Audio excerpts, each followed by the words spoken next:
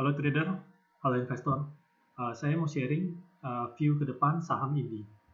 Ini saya sudah gambarkannya kira-kira Indi perjalanan ke depannya seperti apa. Uh, Saham Indi ini sudah break dari resisten sebelumnya ini.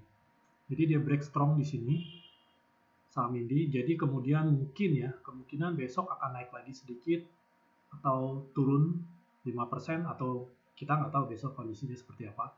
Tapi yang pasti dia akan naik menuju break resisten berikutnya ini. Jadi untuk saat ini dia mungkin besok turun, besok naik.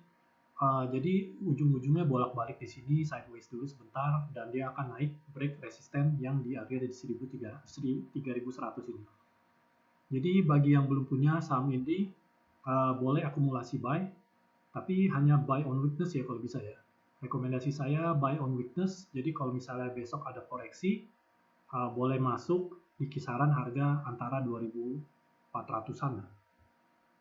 Jadi kalau besok dia naik, kalau mau masuk juga nggak apa-apa, jadi masuk nggak usah banyak-banyak dulu, karena pasti akan ada koreksi. Apalagi nanti kalau hari Jumat ya, jadi kalau kita mau beli barang, baiknya itu hari Jumat, karena Jumat, Kamis itu rawan-rawan koreksi. Jadi untuk beberapa hari ke depan ini, Indi ini akan sideways dulu di sini, baru dia akan menuju ke atas di sini. Jadi andai kata, jadi kemungkinan kan orang pikir bisa turun, apakah ini bisa turun lagi? Bisa, ini bisa turun lagi. Andai kata dia jebol ke support gini, apa yang harus kita lakukan? Jadi kita nggak perlu khawatir ya Indi, karena Indi ini menurut saya nggak ada alasan untuk dia turun ke bawah lagi.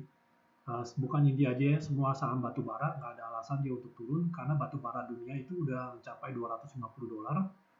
Ya, dia sudah pernah mencapai titik 300 ya, 300-an.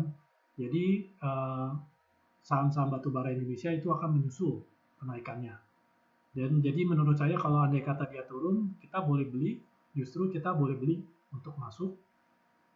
Itu sebabnya saya nggak rekomendasiin buy full power. Misalnya Anda punya dana 10 juta. Jadi jangan, ini tergantung orang ya, ada yang dana 10 juta, ada yang 100 juta, ada yang 1 miliar. Jadi masuknya itu bertahap aja. Jadi misalnya dana 10 juta, kita masuk 2 juta dulu. Andai kata dia turun, besok kita masuk 2 juta.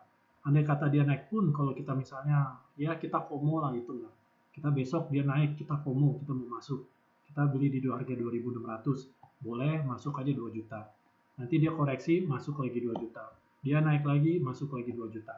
Jadi kita akumulasi aja, kalau bisa sebaiknya dia koreksi yang besar-besar, tajam-tajam, baru kita masuk. Andai kata dia naik, apakah kita boleh nguber? Dia udah break resisten lagi, break resisten boleh. Jadi kita dana kita misalnya nggak capai ke bawah dia. Jadi kita boleh beli lagi 2 juta di atas lagi, beli lagi 2 juta. Karena di dalam market ini nggak ada yang pasti ya, dia mau turun atau mau naik. Tapi yang pasti kita mau beli dengan harga yang murah. Jadi ini kalau kita koreksi kita beli, kalau kita dia naik break ke atas pun juga kita nggak masalah beli. Karena ujung-ujungnya akan berada di atas 3.000 ini. Jadi view ke depan saya Indi ini nanti bisa menuju ke 4.000, tapi dalam waktu ya beberapa bulan. Jadi dia ada naik turun, tapi ujung-ujungnya nanti mencapai 4.000. Jadi yang belum punya dana, belum punya saham Indi boleh buy dalam kondisi koreksi.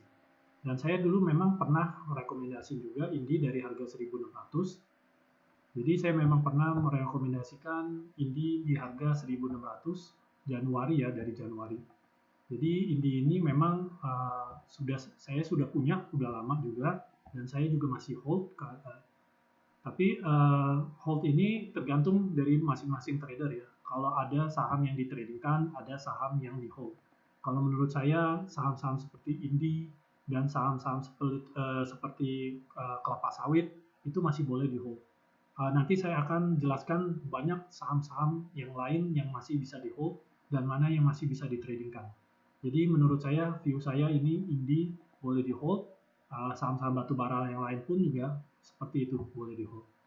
Buy Indi dalam kondisi downtrend, dalam kondisi koreksi, nanti boleh di hold sampai 3.000 ke atas. Kalau mau ditradingkan boleh, ditradingkan dijual andai kata dia naik ke 37, dia koreksi beli lagi, boleh TikTok.